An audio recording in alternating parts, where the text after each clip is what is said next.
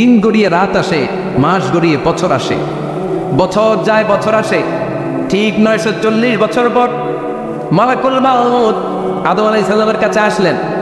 বললেন, আনা মালাকুল মাউত উকিলা বিকুম, আপনাদের জন্য আল্লাহ আমাকে বানিয়েছে রূহ কবজ করতে। ও আদম, আবুল বাশার, পৃথিবীর প্রথম মানব, প্রথম নবী, আপনার সময় শেষ, রেডি হন। কি হন?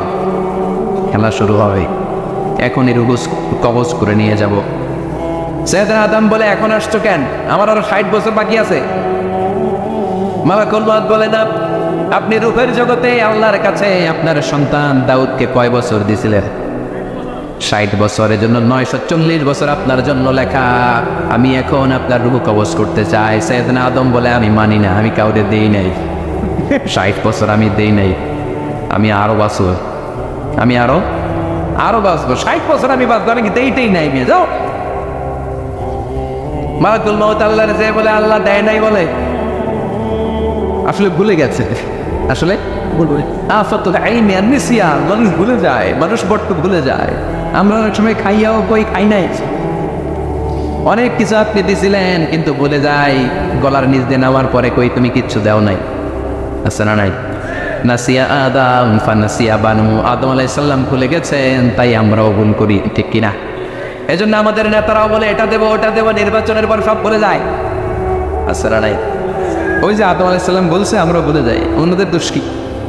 ভুলে যায়, বেমালুম ভুলে যায়। আল্লাহ বললেন, মালাকুল মাউত আর জোরাজুরি করো না। 940 নয়, ঠিক 1000 বছর পরে আদমের কাছে যাবা। আমি আমার আদমের ভাগ্যে এই জিনিসটাই রেখে দিয়েছিলাম রে মালাকুল মাউত। আমি আগ থেকে এটাই রেখেছি, আমি জানতাম সে ভুলে যাবে। চিল্লা এখন সুবহানাল্লাহ। তার মানে পৃথিবীর সবচেয়ে লম্বা মানুষ, 60 হাত লম্বা, এত শক্তিশালী আদম আলাইহিস সালাম শ্রীলঙ্কা প্রথম নেমেছিলেন। 1 লাফ দিলে আদম আইন চলে যেতেন। সুবহানাল্লাহ। কি লম্বা মানুষ, থাকতে পারছে? কথা নাই, গমে ধরছে। শেষ করে দেই, হ্যাঁ? আরো কয়েক মিনিট চলবে, চলবে চলবে। তাকবীর দেন, না হে তাকবীর। আদম আলাইহিস সালাম চলে গেলেন। ওনার পরের নবী ইদ্রিস আলাইহিস সালাম, উনি মরে নাই। ইদ্রিস আলাইহিস সালাম মরছে, কে বলছে? উনিও মরেছেন। তবে ওনার মৃত্যুর আজীব এক ঘটনা আছে, অনেক লম্বা কথা। এক ফেরেশতার সাথে ওনার বন্ধুত্ব হয়েছিল। বলেছিলেন, আমি আকাশ দেখতে চাই, আল্লাহর কাছে অনুমতি চাই। আল্লাহ বলল, ঠিক আছে, ইদ্রিসকে আকাশে ঘুরাও। প্রথম আকাশে ঘুরলেন, দ্বিতীয় আকাশে ঘুরলেন, তৃতীয় আকাশে ঘুরলেন, চতুর্থ আকাশে ঘুরলেন। ইন দ্য মিন টাইম চতুর্থ আসমানে মালাকুল মাউত পৃথিবীর দিকে নেমে আসছিল।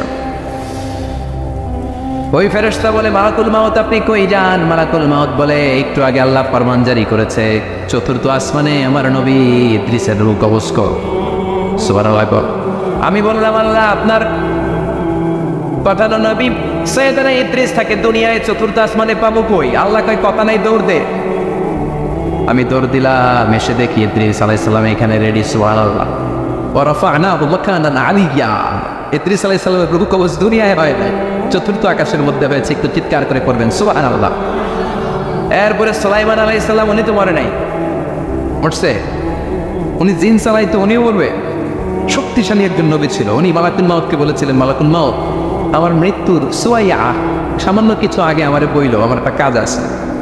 মালাকুল মাউত মৃত্যুর কিছু সময় আগে এসে বলল, সুলাইমান টাইম ইজ আপ, সময় শেষ, অল্প কিছু সময় বাকি, কি করবেন করেন। সাইয়েদনা সুলাইমান জিনদেরকে ডাকলো, ও জিনেরা, বিশাল একটা প্রজেক্ট আছে, প্রজেক্টে কাজ শুরু করো। আর কিছু জিনকে বললো, চারদিকে গ্লাস ফিটিং করা একটা রুম বানাও। সাইয়েদনা সুলাইমান আলাইহিস সালাম গ্লাস ফিটিং করা রুমের ভেতরে ঢুকলেন। এই রুমে ঢোকার দরজা নাই, হাতে একটা লাঠি নিলেন। কি নিলেন? লাঠির মধ্যে ভর করে দাঁড়িয়ে রইলেন আর জিনদের দিকে তাকিয়ে রইলেন। জিনেরা এত বদমাশ ছিল, সাইয়েদনা সুলাইমান দাঁড়িয়ে না থাকলে কাজ করতো না। ছিল ফাঁকিবাজ। কি ছিল? দাঁড়ায় না থাকলে আজও লোকজন কাজ করতে চায় না, ঠিক কিনা? মালিক দাঁড়ায় থাকলে ঠিকই কাজ হয়ে যায়। সুলাইমান আলাইহিস সালাম লাঠির মধ্যে ভর দিয়ে দাঁড়িয়ে রইলেন আর বললেন, কাজ করো। জিনেরাও কাজ শুরু করলো। ওদিকে মালাকুল মাউত এসে বলে, ও সুলাইমান সময় তো শেষ। সুলাইমান বলে, সমস্যা নাই, রূহ কবজ কর। উনি লাঠির মধ্যে ভর দিয়ে দাঁড়িয়ে রইলেন। গ্লাস ফিটিং করার রুমের ভিতরে কোরআন সাক্ষী।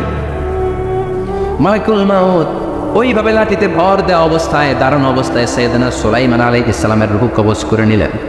উনি এমন ভাবে দাঁড়িয়েছেন, রূহ চলে গেল, লাশ হয়ে দাঁড়িয়ে রইলেন। লাঠির মধ্যে দাঁড়িয়ে আছেন, জমিনের মধ্যে লুটিয়ে পড়ে নাই। সুবহানাল্লাহ। জিনগুলো দূর থেকে ভাবতো, বস তো দাঁড়ায় আছে। কে দাঁড়ায় আছে? জিনারা মনে করছে বস দাঁড়ায় আছে, কাজ করতে হবে, করতে করতে পুরা প্রজেক্টের কাজ শেষ। ইন দ্য মিন টাইম ঝিঝি পোকা, ওই পোকা যে পোকা কাঠ খেয়ে ফেলে, এই কাঠ খাওয়ার পোকা সুলাইমান আলাইহিস সালাম লাঠির ভেতরে ঢুকে লাঠিও খেয়ে ফেলেছে। সাইয়েদনা সুলাইমান আলাইহিস সালাম তপাস করে জমিনে পড়েছে, আর জিনারা কয় হায় হায় খালি খালি কাম করছে এটাতে। সুবহানাল্লাহ করবেন না? সুলাইমান আলাইহিস সালাম বাঁচতে পারে নাই, চলে গেলেন। মুসা আলাইহিস সালাম মরছে, উনি মরবে কেন? উনি তো রানী মার মরছে। এক খাপ করে ফেরাউনের বাবুর্চি নাই, মুখের আগে হাত চলতে কয়েকজন, এর মধ্যে মুসা আলাইহিস সালাম আছে না নাই? মালাকুল মাউত মানুষের আকৃতিতে অনুমতি না নিয়ে ঘরের ভেতরে ঢুকে গেল, ঢুকে বলে আনা মালাকুল মাউত, আমি মৃত্যুর ফেরেশতা। তো কি চাও? জিতু আন আকবাদা রূহাক, আপনার রূহ কবজ করতে আসছি। কিন্তু মুসা আলাইহিস সালাম দেখতেছেন দিব্য একজন মানুষ, কি দেখে? আবার সালাম দেয় নাই, অনুমতি নিয়েও ঢুকে নাই। অমিয়া অনুমতি নিয়ে ঘরে ঢুকানোর দরকার আছে না নাই? মুসা আলাইহিস সালামের মেজাজ বড় গরম। উনি বললেন কি করবি? কয় আপনারে মারবো। কয় এদিকে আয়। মালাকুল মাউত মনে মনে ভাবে এতদিন সব মানুষগুলো আমারে দেখলে দিত দৌড়, আজকে মনে হয় আমারে দিতে হবে দৌড়। এক পা গায়ে দুই পা পেছায় সাহস করে সামনে গেলেন। আবার মুসা আলাইহিস সালাম দিলেন এরকম থাপ্পড়, ফাসাক্কাহু ফাফাকুয়া আইনা, বুখারীর বর্ণনা, এক থাপ্পড়ে চোখ নাই। ঠিকই মালাকুল মাউত দৌড়, এক দৌড়ে আল্লাহর কাছে। আল্লাহ বললেন রাখো, এটা মুসা আলাইহিস সালাম, তার মেজাজ বড্ড গরম, আমাকে কথা বলতে হবে। আল্লাহ বললেন মুসা, বুখারীর বর্ণনা, গরুর পিঠের উপর হাত রেখে দাও। রাখা বলো, তোমার হাতের নিচে গরুর যত পশম, প্রত্যেক পশমের বিনিময়ে এক এক বছর করে হায়াত বাড়িয়ে দিলাম। মুসা আলাইহিস সালাম অনেক চালাক নবী, উনি বললেন আল্লাহ আমার হাতের নিচে যদি গরুর 2000 পশম থাকে, তার মানে 2000 বছর হায়াত বাড়িয়ে দিলেন, কিন্তু এক্সট্রা হায়াত যখন শেষ হয়ে যাবে এরপরে কি হবে? আগে ওইটা বলেন। আল্লাহ বললেন সুমাল মাবুত, তারপরে তো মুসা মরতেই হবে, আসতেই হবে। সাইয়েদনা মুসা আলাইহিস সালাম বললেন ফাল আনা, তাহলে আর দেরির দরকার নাই, এখনই আমি আপনার কাছে চলে যেতে চাই। মালাকুল মাউত মুসা আলাইহিস সালামের রূহ নিয়ে উড়াল দিলেন। সুবহানাল্লাহ। বুঝতে পারছে? বিশ্বনবী মরে নাই, উনি ইন্তেকাল করেছেন। চিল্লা এখন ঠিক কিনা? ইন্তেকালের আগে বিশ্বনবী প্রচন্ড অসুস্থ বলেন। মা আয়েশারে ডেকে বললেন আয়েশা, মনে হয় আমি বাঁচবো না। ওই যে খায়বার বিজয়ের দিন, খায়বার দুর্গ বিজয় করার পরে এক ইহুদি মহিলা আমার দাওয়াত দিয়েছিল, ওই দাওয়াত খেতে যাওয়ার পরে গোশতের মধ্যে বিষ মাখানো হয়েছিল রে আয়েশা। ওই বিষ মাখানো খাসির গোশত খেয়ে যে ব্যথা আমার পেটে উঠেছিল, আজ আবার সেই ব্যথা উঠেছে। বিশ্বনবী ওই বিষ খাওয়ানো গোশতের কারণে ইন্তেকাল করেছেন। তার মানে বিশ্বনবীর সাথে জামা আল্লাহ বাইনান নবুওয়া ওয়াশ শাহাদা, আল্লাহ বিশ্বনবীকে শুধু নবী বানায় নাই, শহীদ হিসেবে কবুল করেছে। সুবহানাল্লাহ করবেন না? প্রচন্ড অসুস্থ, উনি ছাড়া মসজিদে নববীতে কেউ ইমামতি করার সাহস পায় না। বিশ্বনবী বললেন আবু বকর তুমি যাও, আবু বকরও যায় না। বিশ্বনবী বললেন পানি আনো। বিশ্বনবী পানি দিয়ে ওযু করলেন, ওযু করে কয়েকজন সাহাবীকে ধরে উঠতে চাইলেন, আবার থপাস করে বেহুশ হয়ে পড়লেন। বিশ্বনবী উঠতে পারে না, আবার বললেন ঠান্ডা পানি আনো। পানির ভেতরে বিশ্বনবী দুই হাত ঢুকিয়ে দিয়ে ঠান্ডা ভিজা হাত দিয়ে চেহারার মধ্যে মাসে করলেন, আর বললেন ইন্নালিল মাউতি লা সাকারাত, হায়রে মৃত্যুর কি যন্ত্রণা, হায়রে মৃত্যুর যে কি কষ্ট। অবিয়া বিশ্বনবী যদি মৃত্যুর কষ্টে কাতরায়, আমাদের অবস্থা কি? আমাদের নসিবে কি আছে? আল্লাহ তুমি বাঁচাও, করে না আমি। বিশ্বনবী কাঁদছেন, সাহাবারা একের পর এক দেখতে আসে, কান্নার রোল পড়ে গেল চারদিকে। বিশ্বনবীর কলেজার টুকরা নয়নের পুটুলি সাইয়েদাতুনা ফাতিমা বিশ্বনবীর কান্না সহ্য করতে পারে না। বিশ্বনবীকে ধরে মা ফাতিমা, সাইয়েদাতুনা ফাতিমা বিলাপ করা শুরু করে দিলেন, চিৎকার দিয়ে কান্নাকাটি শুরু করে দিলেন, আর বললেন ওয়া কুরবাবা, ওয়া কুরবাবা, হায় হায় আমার বাবার কি কষ্ট, আহা আমার বাবার কি কষ্ট হচ্ছে। বিশ্বনবী বললেন ফাতিমা তুমি কেঁদো না, আমার কষ্ট আজকের পরে আর থাকবে না, আজকে তোর বাবার সব কষ্ট বন্ধ হয়ে যাবে। কি যেন কানে কানে বললেন, ফাতেমা আরো কেঁদে দিল। আবার কানে কানে কি যেন বললেন, ফাতেমা হেসে দিল। বিশ্বনবীর ইন্তেকালের অনেক পর মা আয়েশার কাছে ফাতেমা বললেন, আমি যখন প্রথমে কেঁদেছিলাম আব্বা বলেছিল আমি আর বাঁচব না রে ফাতেমা। আবার কানে কানে একটা কথা বলার পরে হেসেছিলাম, আব্বা বলেছিল আমার পরে আমার পরিবার বর্গের মধ্য থেকে সর্বপ্রথম তোমার সাথে আমার দেখা হয়ে যাবে রে ফাতেমা।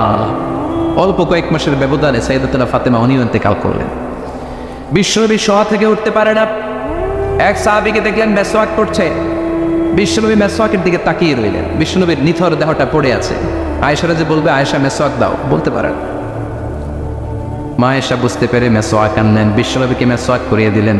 এবার বিশ্বনবী বললেন, ও আবু বকর শোনো, আল্লাহ আমাকে অপশন দিয়েছে। কি দিয়েছে? আল্লাহ বলেছে নবী আজীবন থাকতে চাইলে থাকেন, আর আসতে চাইলে চলে আসেন। আমি থাকতে না চেয়ে আল্লাহর কাছে চলে যাওয়ার ইচ্ছা করলাম। সাইয়েদনা আবু বকর কান্না জুড়ে দিলেন। বিশ্বনবী বললেন, আসসালাত আসসালাত, ও আমার উম্মতেরা নামাজ তরক করো না। ইন্তেকালের আগে বললেন নামাজ ছেড়ে দিও না। আর বললেন, ওয়ামা মালাকাত আইমানুকুম, তোমাদের অধীনস্থ কর্মচারীদের সাথে খারাপ আচরণ করো, ঘাম শুকানোর আগে পয়সা দিয়ে দিও। আর হাত দুটো উঁচু করে বললেন, আল্লাহুম্মা ইলা রাফিকিল আলা, ও আল্লাহ আমি আপনার কাছে যেতে চাই। এই কথাটা বলে বিশ্বনবীর হাত দুইটা থপাস করে জামিনে পড়ে গেল। বিশ্বনবীও চলে গেলেন। থাকতে পেরেছে কেউ? চিন্নায় বলেন। এজন্য আমরা আল্লাহর কাছে ইমানই মৃত্যু চাই। কি মৃত্যু? আমরা উত্তম মৃত্যু চাই। চিন্নায় বলেন কি মৃত্যু?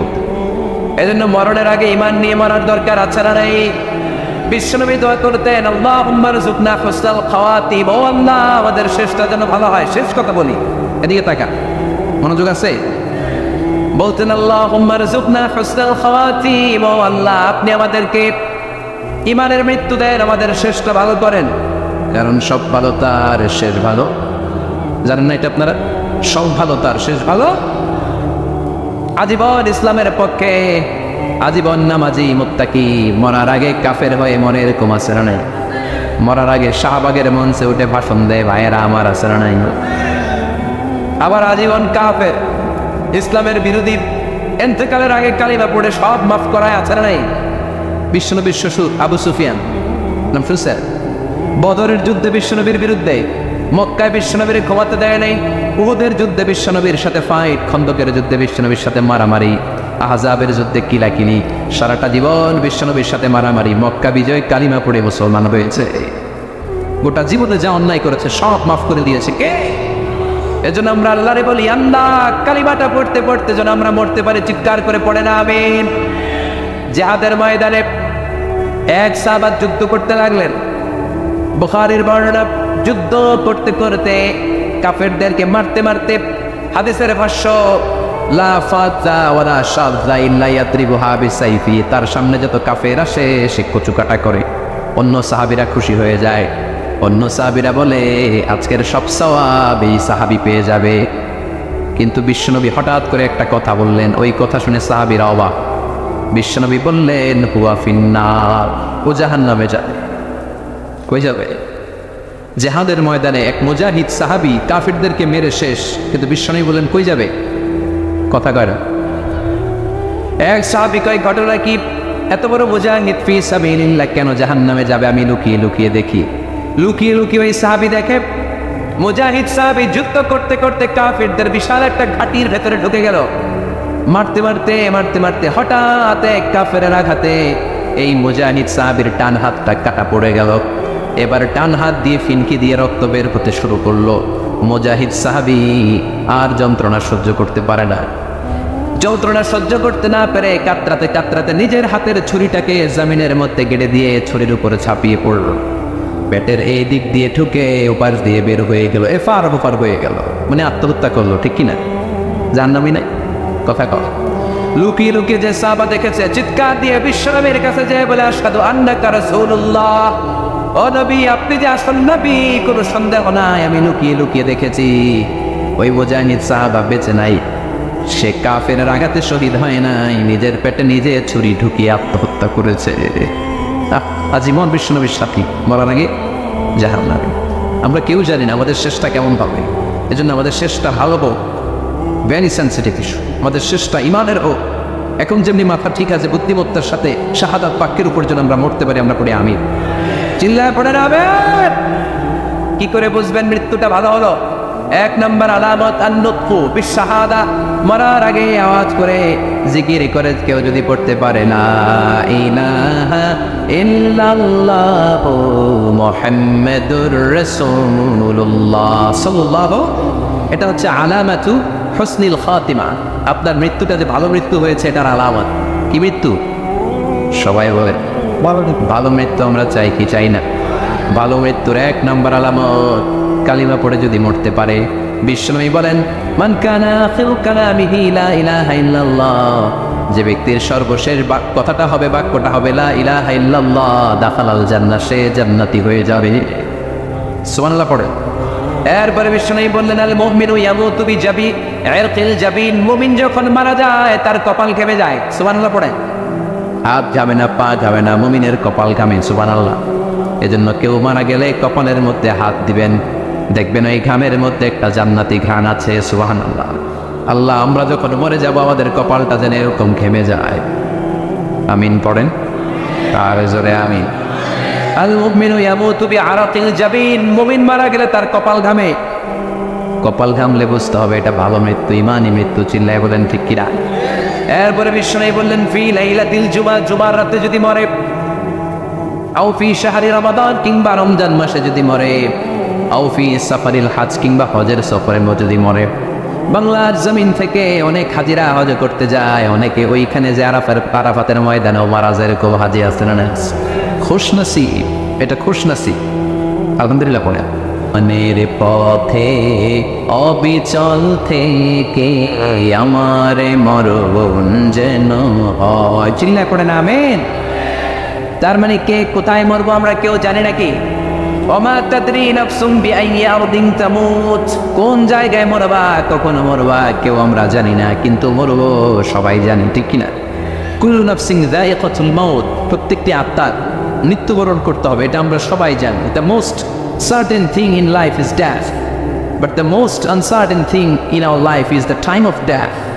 এ জীবনের সবচেয়ে সুনিশ্চিত বিষয় হলো মরণ, সবচেয়ে অনিশ্চিত বিষয় হলো মরণের সময়। চিল্লায় এখন ঠিক কিনা? মরবো যে আমরা সবাই জানি, কিন্তু কোথায় মরবো আমরা কেউ জানি? জানি আমরা সবাইকেই মরতে হয়, জন্মালেই মরতে হবে, চলে যেতে হবে, থাকা যাবে না। এটাই হলো পৃথিবীর পদ্ধতি। জীবনের সবচাইতে নির্মম ঘটনা হচ্ছে মরণ, সবচাইতে ভয়ঙ্কর অভিজ্ঞতা। কোনো প্রাণীর জন্য সর্বোচ্চ এবং সবচাইতে ভয়ঙ্কর অভিজ্ঞতা হচ্ছে মৃত্যু।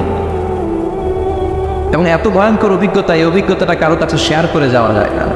মরার সময় কেউ বলে যেতে পারছিল আমার মরতে এমন লাগছে, কইতে পারছে? কেমন লাগছে বলতে পারে? বলা যায় না। তার আগেই চলে যেতে হয় শৈশব, কৈশোর, যৌবন, বার্ধক্য, প্রৌঢ়ত্ব, হ্যাঁ, বয়সের ছাপ, কালো চুল দাড়ি সাদা হয়ে যাওয়া, দাড়ি চুলে শুভ্রতা, দুর্বলতা। This is the circle of life. ছোট্ট ছিলাম, বড় হলাম, সিঙ্গেল ছিলাম, ডাবল হলাম, তারপরে বাবা হলাম, তারপরে শ্বশুর হলাম, তারপরে নানা হলাম, তারপরে চলে যেতে হবে। This is the circle of life. চিল্লায় বলেন ঠিক কিনা? এই যে মুরব্বীরা, দাড়ি পাকা মুরব্বী যারা আছে, আপনারা কি মনে করছেন মায়ের পেট থেকে একটু মুরব্বী হয়ে বেরিয়েছিল? কিরকম বের হয়েছিল? তারাও ওয়া ওয়া করেছে, এরাও ফিডার খাইতো, এই চাচারা খায় নাই? এরাও ফিডার খেত, এরাও মায়ের বুকের দুধ খেত, এরাও ছোট্ট বাচ্চাদের মতো গরমকালে পানির মধ্যে ডুবাইতো। স্কুল ফাঁকি দিয়ে বাচ্চারা ডুবায়, আসে না নাই? উখিয়াতে এরকম নাই? ছোট্ট বাচ্চা ছিল, বড় হলো, বার্ধক্যে উপনীত হলো। This is the circle of life. চলে যেতে হবে। বিশ্বনবী বললেন আমার উম্মতি মা বাইনা সিত্তিনা ইলা সাবঈন, আমার উম্মতের গড় বয়স হলো 60 থেকে 70। এই উম্মতের গড় বয়স কত? 60 থেকে 70। ওয়া আকাল্লুহুম মান ইয়াজুজু যালিক, অল্প কিছু মানুষ আছে যারা 70-এর বেশি হায়াত পায়। এখানে 70-এর বেশি আছেন কারা? হাত তোলেন দেখি তো। কয়জন? একজন, দুইজন, তিনজন? মাশাআল্লাহ, আল্লাহ আরো হায়াত দেখ, আল্লাহ এদেরকে আরো হায়াত দারাজ করুক। চিল্লায় বলেন আমিন। তার মানে আমার উম্মতি মা বাইনা সিত্তিন ইলা সাবঈন, বিশ্বনবী বললেন এই উম্মতের গড় বয়স 60 থেকে 70, আর 70-এর বেশি হায়াত পাবে। ওয়া আকাল্লুকুম মান ইয়াজুজু যালিক, 70-এর বেশি পাবে হাতে গোনা, গুনে বের করে ফেলা যায় 1 জন 2 জন 3 জন, বাকি সব 60-এর আগে নাই। চিল্লা এখন ঠিক কিনা? বাংলাদেশের গড় হায়াত কত মানুষের? 60। বিশ্বনবীর কথার সাথে মিলে গেছে। চিল্লায় পড়েন সুবহানাল্লাহ। এই জন্য বিশ্বনবী বলেন এই যে মুরব্বীদের দাড়ি পাকে, এই যে রাস্তায় অ্যাক্সিডেন্ট হয়, এই যে ক্যান্সারে আক্রান্ত হয়ে লোকজন মারা যায়, তার উপরেও কি টনক নড়ে না? এরপরেও কি বিবেকে ধরে না যে তোমাকে চলে যেতে হবে?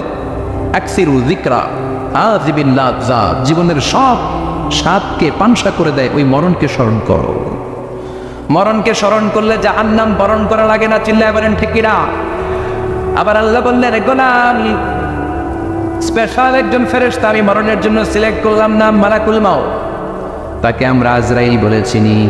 এই মালাকুল মাউত তার বাহিনী নিয়ে নির্ধারিত টাইমে গোটা বিশ্বের সব মানুষের রূহ কবজ করে। অন টাইম নাকি দেরি করে? মালাকুল মাউত আগেও আসে না, পরেও আসে না। সুবহানাল্লাহ পড়ে। সাইয়েদনা সুলাইমান আলাইহিস সালাম জামানাতে ওনার এক ওয়াজির ছিল, মন্ত্রী। ওই মন্ত্রীকে নিয়ে উনি বৈঠক করতেন। ওনার সময় উনি মালাকুল মাউতের সাথে বৈঠক করতেন। শুনতেছেন? আপনাদের মনোযোগ আছে তো? উনি বৈঠকে বসেছেন, মালাকুল মাউতও বসা, ওয়াজিরও বসা। হঠাৎ মালাকুল মাউত ওয়াজিরের দিকে বড় বড় চোখ করে তাকাচ্ছে। বড় বড় চোখ করে তাকানোতে ওয়াজির ভয় পেয়েছে। হঠাৎ মালাকুল মাউত চলে গেল। ওয়াজির বলে, ও সুলাইমান আলাইহিস সালাম, এই যে লোকটা বড় বড় চোখ করে আমার দিকে তাকালো, এটা কে? সাইয়েদনা সুলাইমান বলে, হাদা মালাকুল মাউত। যে বর্ণনাটা বলছে এটা হাদিস না, এটা হচ্ছে ইসরাইলিয়া, জিউস ট্রেডিশন। কোরআন হাদিসের সাথে কোনো দ্বন্দ্ব নাই, তাই বর্ণনা করা যাবে। বিষ্ণু বলেছেন, বাল্লিগু আন্নি ওয়ালাউ আয়া। আবার বলেছেন, ওয়াহাদ্দিসু আন বনি ইসরাঈল ওয়ালা হারাজ। বনি ইসরাইলের ট্রেডিশন বর্ণনা করো, জিউস ট্রেডিশন বর্ণনা করো, এতে কোনো সমস্যা নাই। ওয়াজির বলে, ও সাইয়েদনা সুলাইমান, বড় বড় চোখ করে যে তাকালো লোকটাকে? সাইয়েদনা সুলাইমান বলে, হাদা মালাকুল মাউত, এটা মৃত্যুর ফেরেশতা। ওয়াজিরের কলিজায় পানি নেই। এটা কি ফেরেশতা? শুনে তো পিলে চমকে গিয়েছে। কয় কি? মালাকুল মাউত তো আবার চিনা বলেছে, বাড়ি চিনে ফেলছে। আমার খবর আছে। সাইয়েদনা সুলাইমান আলাইহিস সালাম জিনদেরকে দিয়ে কাজ করাতেন, মেঘমালাকে দিয়ে কাজ করাতেন, বিশাল সিংহাসন নিয়ে পৃথিবীর প্রাচ্য থেকে পাশ্চাত্যে ঘুরে বেড়াতেন। সাইয়েদনা সুলাইমানকে ওয়াজির বলে, ও সুলাইমান, মেঘমালাকে আদেশ করে দেন, আমি আর এই ফিলিস্তিনের ভূখণ্ডে থাকতে চাই না। আকাশের মেঘমালার উপরে আমারে বসিয়ে দেন, আর বলে দেন আমারে নিয়ে যেন আকাশের মেঘমালা হিন্দুস্তানের ওই দূর পর্বতে রেখে আসে। আচ্ছা, আল হিন্দ, হিন্দের সবচেয়ে দূরবর্তী জায়গায় যেন আমার রেখে আসে। সাইয়েদনা সুলাইমান বললেন, আকাশের মেঘ যাও, আমার ওয়াজিরকে নিয়ে হিন্দুস্তানের একটা উপদ্বীপে রেখে আসো। রেখে আসা হলো। কিছুক্ষণ পর মালাকুল মাউত সাইয়েদনা সুলাইমানের কাছে হাজির। সাইয়েদনা সুলাইমান বললেন, ও মালাকুল মাউত, কই ছিলা? কই, একটু আগে হিন্দুস্তান থেকে আপনার ওয়াজিরের রূহ কবজ করে আসছি। সুবহানাল্লাহ পড়েন। এটা আবার কেমন কথা, তুমি ওইখানে গেলা কেন? কয়, রব্বুল আমিন কিছুক্ষণ আগে আমার কাছে পয়গাম পাঠিয়েছে, যাও সাইয়েদনা সুলাইমানের ওয়াজিরের রূহটা কবজ করো। কবজ করার জায়গা হলো হিন্দুস্তানের উপদ্বীপ। কোন জায়গায়? মালাকুল মাউত এসে দেখে সুলাইমান নবীর সাথে মিটিং করে। ওয়াজির কার সাথে মিটিং করে? সুলাইমান নবীর সাথে। কিন্তু ফরমানে লেখা রূহ কবজ করতে হবে কোথায়? হিন্দুস্তানে। সুবহানাল্লাহ করবেন না? এই জন্য বড় বড় চোখ করে আমি তাকিয়েছি, আর মনে মনে ভাবলাম টাইম তো নাই, কারণ মৃত্যু তো অন টাইমে হতে হয়, এখনই ওর রূহ কবজ করতে হবে। কেমন করে ওইখানে যাবে আমি জানি না, আমি আগে চলে যাই। মালাকুল মাউত চলে গেল, যে দেখে ওই জায়গায় ওয়াজির হাজির। সাথে সাথে রূহ কবজ করে আল্লাহর কাছে চলে গিয়েছে। পড়েন সুবহানাল্লাহ।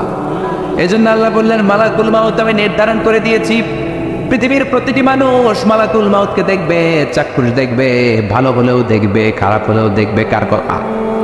ভালো মানুষ যদি হয়, আল্লাহওয়ালা যদি হয়, ইসলাম প্রিয় যদি হয়, ডানপন্থী যদি হয়, মৃত্যুর সময় মালাকুল মাউত আলা সূরাতি শাবিন আলা আহসানি সূরা, একজন যুবকের আকৃতিতে চমৎকার তবতবে সাদা একটা জুব্বা পরে, জান্নাত থেকে জান্নাতি কাপড় নিয়ে, হানুত মিন হানুতিল জান্নাত, জান্নাতের সুগন্ধি নিয়ে মুমূর্ষু রোগীর মাথার সামনে এসে বসে যায়, আর দেহটার ইঙ্গিত করে বলে, ইয়া আইয়াতুহান নাফসুত তাইয়্যিবা, ও পবিত্র আত্মা। আরেক বর্ণনায় এসেছে, ইয়া আইয়াতুহান নাফসুল মুতমাইন্না, ও প্রশান্ত আত্মা, উখরুজি ইলা মাগফিরাতিম মিনাল্লাহ, আল্লাহর ক্ষমার দিকে বের হয়ে আসো। উখরুজি ইলা মাগফিরাতিম মিনাল্লাহি ওয়া রিদওয়ান, আল্লাহর ক্ষমার সন্তুষ্টির দিকে রুহটা বের হয়ে আসো। স্মুথলি বলার সাথে সাথে মুমিনের দেহ থেকে রুহটা বের হয়ে আজরাইলের হাতে চলে যায়। স্মুথলি বলার সাথে সাথে স্বাচ্ছন্দ্যে, আনন্দে মুমিনের দেহ থেকে রুহটা সা করে বের হয়ে মালাকুল মাউতের হাতে এসে পড়ে। পড়েন সুবহানাল্লাহ। আল্লাহ এমন মৃত্যু তুমি আমাদের নসিবে রেখে দিও, চিৎকার করে পড়েন আমিন। আর যারা ইসলাম মানে নাই, আর যারা কোরআন মানে নাই, আর যারা দিন কায়েমের আন্দোলন করে নাই, দিনকে ভালোবাসে নাই, বাম আর রামপন্থী ছিল, নাস্তিক ছিল, ইসলাম বিরোধী ছিল, তাদের কাছেও মালাকুল মাউত আসে কি আসে না? চিল্লায় বলে না, সে কি আসে না? তাদের কাছেও আসে, কিন্তু আলা সূরাতি আকবাহি রাজুল, একজনের চেহারা যত ভয়ঙ্কর হতে পারে, যত নিকৃষ্ট হতে পারে, এরকম ভয়ঙ্করতম নিকৃষ্ট দুর্গন্ধওয়ালা একটা চেহারা নিয়ে আসে। রিজলাহু ফিল আরদ, পা থাকে জমিনে, রাসুহু ফিস সামা, হাদিসের বর্ণনা, পা দুইটা জমিনে, মাথা আকাশে। এসে ধমক দিয়ে জালিমের মাথার সামনে এসে বলে, ইয়া আইয়াতুহান নাফসুল খাবিসা, হে পাপাত্তা, হে অপবিত্র আত্মা, উখরুজি ইলা সাখাতিল্লাহি ওয়া গাদাবিহি, আল্লাহর রাগের দিকে, আল্লাহর অসন্তুষ্টির দিকে বের হয়ে আয়। মালাকুল মাউতের এই অর্ডার পাওয়ার সাথে সাথে রূহটা কিন্তু বের হয় না। মুমিনের রূহকে ডাক দিলে যেমনি স্মুথলি বের হয়, কাফেরের রূহ এভাবে বের হয় নাই। কথা বলেন, রূহটা ডানে যায়, ফাতাতাফাররা, একবার রূহটা ডানে যায়, আবার রূহটা বায়ে যায়, আবার সামনে যায়, পায়ে যায়, হাতের মধ্যে ঢুকে ডানে বায়ে যায়। মালাকুল মাউত আবার ধমক দিয়ে বলে, ইয়া আইয়াতুহান নাফসুল খাবিসা, পাপাত্তা, বের হয়ে আয়। রূহটা আবার ডানে যায়, বায়ে যায়, সামনে যায়, পেছনে যায়। এবার খপাস করে মালাকুল মাউত রূহকে ধরে টান হারে।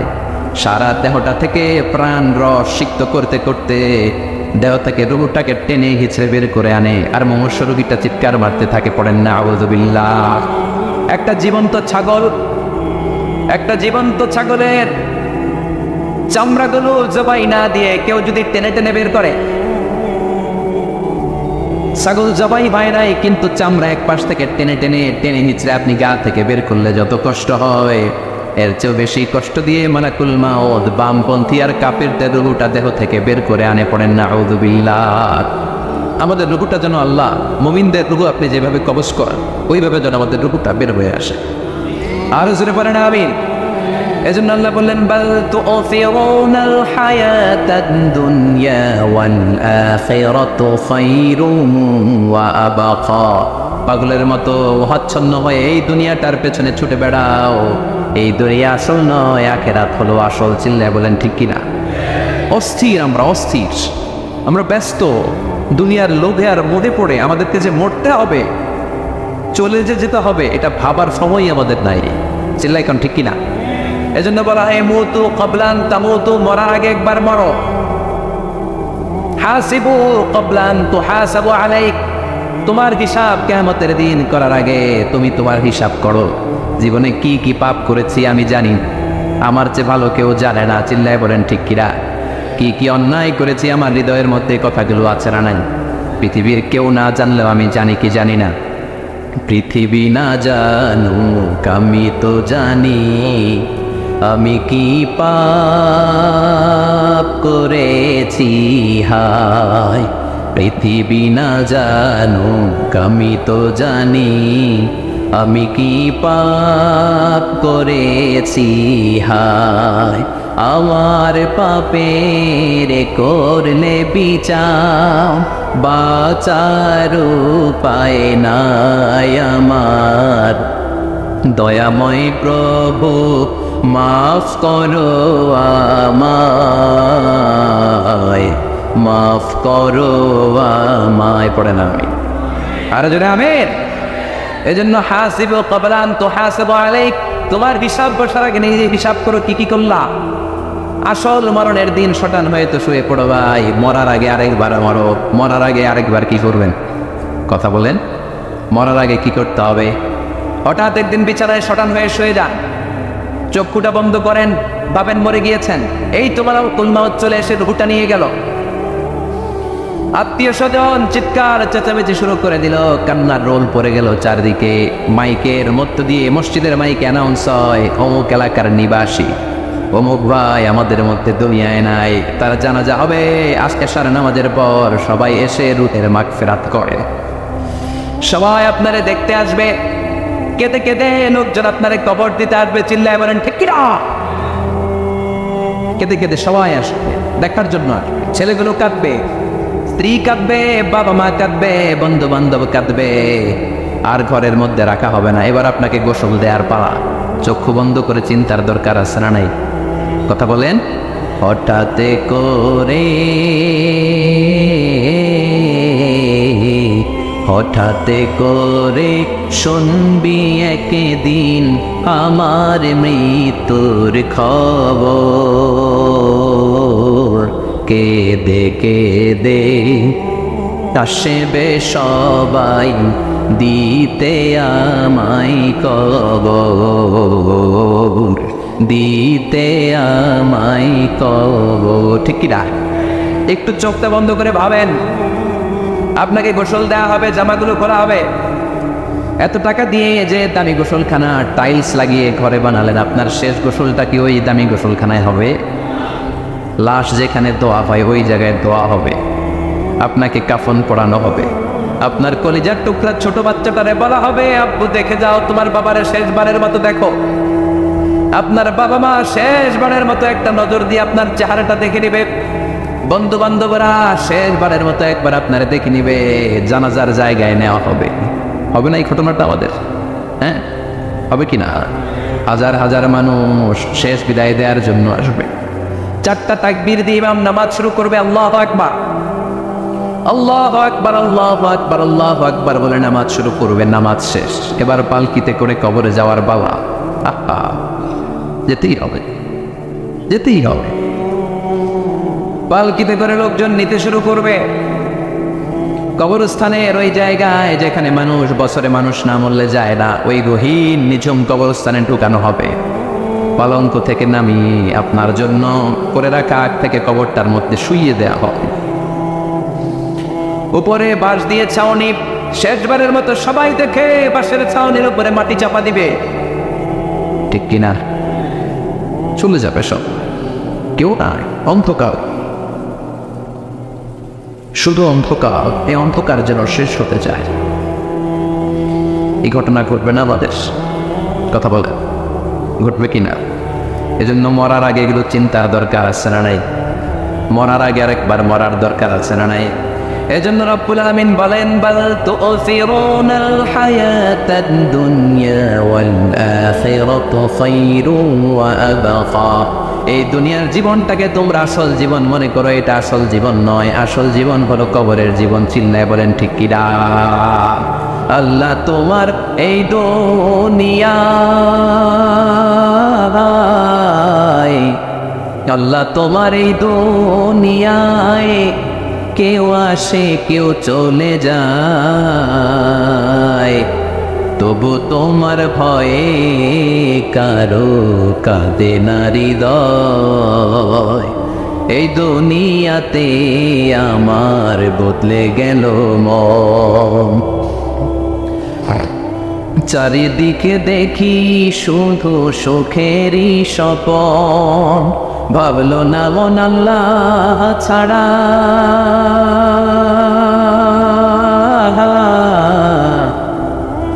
ভাবলো না মন আল্লাহ ছাড়া নেই কোনো উপায়, তবু তোমার ভয়ে কারো কাঁদে না হৃদয়। ঠিক কিনা? আসে আর চলে যায়। প্রতিদিন মাইকে অ্যানাউন্স শুনি, অমুক এলাকার অমুক লোক নাই, দাদা গেল, বাবা গেল, বড় ভাই গেল, আত্মীয় স্বজন গেল, আমাকেও যেতে হবে, এই চিন্তা মাথায় নাই। চিল্লা এখন ঠিক কিনা? এজন্য লাইফটা হলো one time, one chance, second কোনো চান্স আপনাকে দেয়া হবে নাকি? কাফেররা বলবে, ইয়া রাব্বি আরেকটা সুযোগ দেন, লাউ আন্না লানা কাররা ইয়ানি মাররা, আল্লাহ একটা সুযোগ যদি পেতাম দুনিয়াতে ভালো করে আসতাম। আল্লাহ বলবেন, ইন্নাহা কালিমাতুল কাইলুহা, এটা শুধু তাদের মুখের কথা, তাদেরকে আবার সুযোগ দিলেও তারা কিচ্ছু করবে না। চিল্লা এখন ঠিক কিনা? এজন্য একটা চান্স আমরা পেয়েছি, এই দুনিয়ার ওয়ান চান্সে আমরা ভয় পাবো একজনকে। চিল্লায় বলেন তিনি কে? এজন্য যেতে আমাদেরকে হবে। এই মরণ থেকে পালানোর কোনো সুযোগ কেউ পালাতে পারে নাই। এই মরণ হলো আখিরাতের প্রবেশদ্বার। মরণ নামক পালকিতে চড়ে আমরা কবরের ভেতরে ঢুকি। মরণ হলো প্রথম পর্ব, কবর হলো দ্বিতীয় পর্ব। যেরকম ঠিক কিনা? এজন্য বিশ্বনবী বললেন, আল কবর রাউদাতুম মিন রিয়াদিল জান্নাহ ওয়া হুফরাতুম মিন হুফারিন নার। কবর হলো কারো জন্য জান্নাতের বাগান, কারো জন্য জাহান্নামের গর্ত। আমরা বলি, আল্লাহ আমাদের কবরটারে জান্নাতের বাগান বানাও। আর জোরে পড়েন আমিন। আবার বিশ্বনবী বললেন, ইন্নাল কবরা আউয়াল মানজিল মিন মানাজিলিল আখিরা। কবর হলো আখিরাতের মানজিলগুলোর প্রথম মানজিল। আখিরাতে একটার পর একটা অনেকগুলো স্টেশন আপনাকে পার হতে হবে। প্রথম স্টেশনটার নাম হলো কবর। প্রথম স্টেশনের নাম কি? এই কবর নামক স্টেশনে যদি আপনি মাফ পেয়ে যান, সামনের সব স্টেশনগুলোতে মাফের ব্যবস্থা করবে কে? আল্লাহ। আর কবর নামক স্টেশনে যদি ধরা খেয়ে যান, আপনার মায়ের আসারা নেই। লাশটাকে যখন রাখা হয়, লাশটা চিনে কে আমারে রাখলো, কে আমাকে ধৌত করলো, কে আমারে কাফন পড়ালো। এই জন্য বিষ্ণু বলেছেন, মৌর্ষের সামনে বসে বসে পড়ো লা ইলাহা ইল্লাল্লাহু মুহাম্মাদুর রাসূলুল্লাহ নাফতিনু মাউতাকুম। লা ইলাহা ইল্লাল্লাহ, মৌর্ষের সামনে দাঁড়িয়ে দাঁড়িয়ে পড়ো লা ইলাহা ইল্লাল্লাহ। এই লা ইলাহা হচ্ছে জীবিতদের জন্য কালিমা, আর আমরা মরার পরে এই জিকির করি, ঠিক না? আমাদের দেশের অনেক জায়গায় লাশ নিয়ে কবরে যাওয়ার সময় লা ইলাহা পড়ে না। না, এটা আগের জিকির, মরার আগের জিকির। মরার আগে আপনাকে অ্যানাউন্সমেন্ট দিতে হবে, আল্লাহ ছাড়া কোনো ইলাহ নাই, বিশ্বনবী হচ্ছেন শেষ নবী এবং রসুল। চিল্লায় বলেন ঠিক না? লাশটাকে যখন রেখে দেওয়া হয়, বিশ্বনবী যত মানুষকে কবরে রেখেছে, তারপরে দাঁড়িয়েছেন আর বলেছেন ইস্তাগফিরু লিআখিকুম, তোমার ভাইদের জন্য তোমরা দোয়া করো, ফাইন্নাহু আনা ইউসাল, এখনই তাকে কবরে সওয়াল করা হবে। কবরে প্রশ্ন আসছে না নাই? কথা বলেন।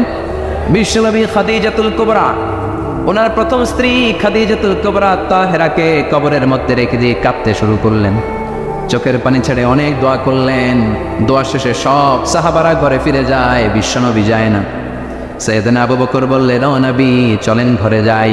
অনেক তো দোয়া করলেন, বিশ্বনবী বললেন, আবু বকর তুমি যাও, আমি যাব না। এইটা সাধারণ মহিলা না, এটা বিপদের দিনের সঙ্গিনী খাদিজা। মক্কায় যখন আমার কেউ ছিল না, খাদিজা আমারে ভুলে নাই। 3 বছর কাফিররা আমাকে জেলখানায় বন্দি রেখেছে, নাম শিয়াবে আবি তালেবের জেলখানা। আমার স্ত্রী ওই জেলখানার জীবনেও আমারে ছাড়ে নাই, আমার সাথে 3 বছর খাদিজাও জেল খেটেছে। একটাই মহিলা, যেই মহিলাকে আল্লাহ আরশের উপর থেকে সালাম দিয়েছে, মহিলাটার নাম খাদিজা। আল্লাহু আকবার। আমার সব সন্তান আল্লাহ খাদিজার পেট থেকে দিয়েছে। ফাতেমাতুজ জোহরা খাদিজার মেয়ে, জাইনাব খাদিজার মেয়ে, উম্মে কুলসুম খাদিজার মেয়ে, রুকাইয়া খাদিজার মেয়ে, আবুল কাসেম বিশ্বনবীর ছেলে খাদিজার ছেলে, আব্দুল্লাহ যাকে তাইয়্যিব এবং তাহের নামে আমরা চিনি, সেও খাদিজার ছেলে। সুবহানাল্লাহ। ও আবু বকর, আমার এই কলিজার টুকরা প্রিয়তমা খাদিজারে রেখে দিয়ে কেমনে বাসায় যায়? তুমি যাও, আমি দাঁড়িয়ে থাকবো। এখনই মুনকার নাকির এসে খাদিজারে প্রশ্ন করবে, আমি দেখবো খাদিজা উত্তর দিতে পারে কিনা। আর প্রশ্নের উত্তর যদি ভুল করে ফেলে, কবরের উপর থেকে আমি নিজে প্রশ্নের উত্তর দিয়ে দেব। সাইয়েদনা জিবরাইল বললেন, নবী আপনারা দাঁড়িয়ে থাকার দরকার নাই, আবু বকরের সাথে করে চলে যান। আল্লাহ জানিয়ে দিয়েছে, খাদিজার কবরের প্রশ্নে যদি কোনো সমস্যা হয়, আরশের উপর থেকে খাদিজার প্রশ্নের জবাব আল্লাহ নিজে দিয়ে দিবে। এজন্য কবরের আযাব থেকে বিশ্বনবী পানাহ চেয়েছেন। বিশ্বনবী বলেছেন, আল্লাহুম্মা ইন্না নাউযু বিকা মিন আযাবিল কবর। ও আল্লাহ, কবরের আযাব থেকে তুমি আমাদেরকে বাঁচাও। পড়েন আমিন। কবরে মুমিনদেরকে 4টা প্রশ্ন করা হবে, কাফিরদেরকে 3টা প্রশ্ন। চিৎকার করে বলেন, মুমিনের প্রশ্ন কয়টা? আর জোরে বলেন। প্রথম প্রশ্ন, মার রব্বুক, তোর রবের নাম কি? আমরা কি বলবো? আল্লাহ আমারে রব, এই রবি আমার সব, দমে দমে তনু মনে তারি অনুভব। আল্লাহ আমারে রব, এই রবি আমার সব। পড়েন আমি। দ্বিতীয় প্রশ্ন, আমার দিন, উত্তর দিনের নাম কি? ধর্মের নাম কি? তৃতীয় প্রশ্ন, মান হাযার রাজুল, এই লোকটাকে কে? আমরা বলবো মুহাম্মদ সাল্লাল্লাহু। 3টা প্রশ্নের উত্তর যখন আপনি কবরে করে দিতে পারবেন, অতিরিক্ত একটা প্রশ্ন, ওয়ামা ইলমু, এই যে 3টা প্রশ্নের উত্তর পাল্লা, কেমন করে উত্তর জানলা? কোত্থেকে শিখেছ? নকল করে আনছো কাফনের কাপড়ে? পরীক্ষা বলে নকল আছে না নেই? হাতে নকল আছে না? পায়ে নকল, মোজার ভিতরে নকল আছে না নেই? মোবাইলে নকল আছে না নেই? নকল থেকে আল্লাহ তুমি বাঁচাও। আরো আসতে তো না আমি। কিভাবে জানলা? কেমন করে 3টা প্রশ্নের উত্তর শিখলা? What is the source of your knowledge? তথ্যসূত্র কি? আপনাকে বলতে হবে, আমি যেই কিতাবটা থেকে শিখেছি, কিতাবটার নাম কি? চিল্লায় বলেন কিনা? এই কিতাবটা হলো কোরআন। আপনাকে বলতে হবে, কোরআন থেকে আমি শিখেছি, বিশ্বনবীর হাদিস থেকে আমি শিখেছি। 4টা প্রশ্নের উত্তর যখন পারবেন, ফেরেশতারা বলবে আহলান সাহলান, খুশ আমদেদ, কংগ্রেচুলেশন, বাহ বাহ, তুমি তো চমৎকার পেরেছো। ফায়ুফসাহু লাহু কবরুহু ৭০ যিরাআন, মুমিন বান্দার কবরটা ৭০ হাত লম্বা করে দেয়া হবে। ইফতাহু লাহু বাবুন ইলাল জান্নাত, জান্নাতের দিকে তার কবর থেকে একটা দরজা বানিয়ে দেয়া হবে। জান্নাতের সুঘ্রাণ ঠান্ডা বাতাস এসে তার কবরের ভিতরে ঢুকতে শুরু করবে। ইলবাসু লিবাস মিন আহলিল জান্নাত, জান্নাতীদের পোশাক তার গায়ের মধ্যে পরিয়ে দেওয়া হবে। আল্লাহু আকবার। আর বলা হবে নাম কানাউমিল আরুস, বাসর রাতে বর যেমনি কনেকে নিয়ে ঘুমিয়ে যায় তুমিও একটা ঘুম দাও। আলহামদুলিল্লাহ পড়ে মুমিন বান্দা আনন্দের একটা ঘুম দিবে। ইসরাফিলের সিংগার আওয়াজ ছাড়া পৃথিবীর কোনো কিছুই তার আগে ঘুম ভাঙতে পারবে না। আল্লাহ আমরাও যেন সেদিন কবর একটা মজার ঘুম দিতে পারি, তুমি তৌফিক দাও। জোরে বলেন আমিন। এবার বামপন্থী নাস্তিক আর কাফেরদের পালা, ইসলাম বিদ্বেষীদের পালা, আলে ওলামাদের শত্রুদের পালা, ইসলামকে যারা বিজয়ী শক্তি হিসেবে মানতে পারে নাই তাদের পালা। চিল্লা এখন ঠিক কিনা? ওদেরকে একই প্রশ্ন, রব কি? ওরা বলবে আমি জানি না। আমাদের উত্তর আল্লাহ। ওরা বলবে আমি কিচ্ছু জানি না, আমি সব ভুলে গেছি, আমার মাফ করে দেন, আমি কিছুই জানি না। তবে আমি ইসলাম বিরোধীদের সাথে চলতাম, যারা ইসলাম রে বাস দিত আমি তাদের সাথে স্লোগান দিতাম। এরকম ডাকাইত আছে না নাই? দ্বিতীয় প্রশ্ন, আমার দিন ও তোমার ধর্মের নাম কি? কয় আমার ধর্ম নাই, আমার ধর্ম কর্ম নাই, আমি খালি দুনিয়াকে মাচালে লো, দুনিয়া তোমারই হ্যায়, আমি খালি তুম্মা চলে দৌড়। আছে না নাই? আমি শুধু মৌজ মাস্তিতে ব্যস্ত ছিলাম, আমার দুনিয়া নাই, দিন নাই, আখেরাত নাই, রবকে আমি জানি না, ধর্মকে জানি না। ইসলাম বিরোধী রাজনীতি আমি করতাম, মাও সেতুলের রাজনীতি, কার্ল মার্কসের রাজনীতি, বুশের রাজনীতি, ডোনাল্ড ট্রাম্পের রাজনীতি, বামপন্থীদের রাজনীতি। চিল্লাই কল ঠিক কিনা? কোনো ধর্ম নাই। এই লোকটাকে চিনো কিনা বলো। বিশ্বনবীর চেহারা দেখিয়ে বলা হবে এই লোকটাকে, কয় জানি না। এরে আমি মানতাম না, এরে আমি গালি দিতাম। এরকম জাহান্নামের নরকীট আর পিতৃ পরিচয়হীন জারদ সন্তান বাংলার দেশেও আছে না নাই?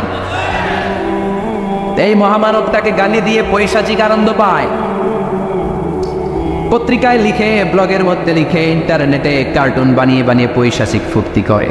এগুলো জাহান্নামের কীট, এগুলো জারদ সন্তান, বাপ মায়ের ঠিক নাই। চিল্লা এখন ঠিক কিনা? আমার নবীরে যারা গালি দেয় এগুলোর বাপ মায়ের ঠিক আছে? এগুলোর কোনো গোড়া আছে? এগুলোর কোনো শেকড় আছে? এগুলো আগাছা চিৎকার করে বলো ঠিক কিনা? বলবে আমি জানি না। ফেরেশতারা বলবে দাঁড়া, আমরা জানি। তোর সাথে কেমন আচরণ করতে হবে আমাদেরকে ট্রেনিং দিয়েছে কে? এবার শুরু হবে মাইর। কি শুরু হবে? কথা বলেন। মাইর। ফায়ুতরাবু বিমা তারিকা মিন হাদিদ, লোহার হ্যামার দিয়ে শুরু হবে মাইর।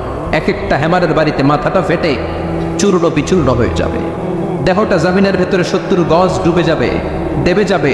ওর চিৎকারে কবরস্থানটাও থারথার করে কাঁপবে। আবার জামিনকে বলা হবে ইলতাইবি, চাপা দে।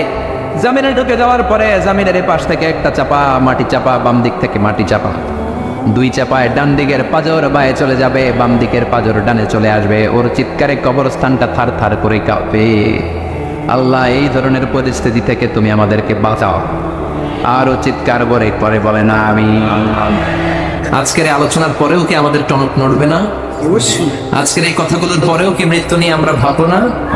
আজকের আলোচনার পরেও কি আমার হিসাব শুরু হওয়ার আগে আমি একটু নিজের হিসাব কষে নিব না?